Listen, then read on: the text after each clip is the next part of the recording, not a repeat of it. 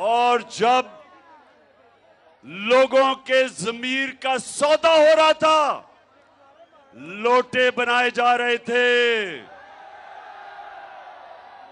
Server Khan आप मेरे साथ खड़े रहे और मैं आज आपके हलके के अंदर सबको बताना चाहता हूं कि इस तरह के इस मुल्क को सियासतदान चाहिए जिनके ज़मीर की कोई कीमत नहीं होती।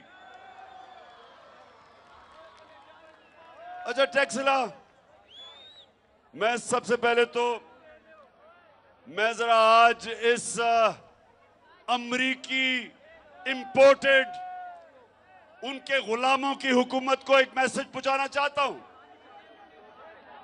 ये दूसरी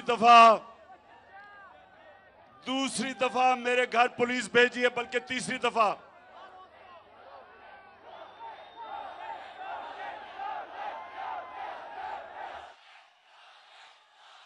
तो इंपोर्टेड हुकूमत सुन लो, ये बजाय ये धमकियां देने के पकड़ के जेल में डाल ही दो।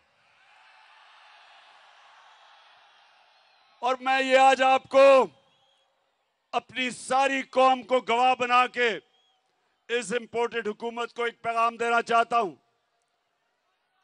कि इस मुल्क में जो हकीकी आजादी की तहरीक चल पड़ी है, तुम जितने मर्जी लोगों को जेलों में डालोगे, तुम्हारे पास इतने जेल नहीं।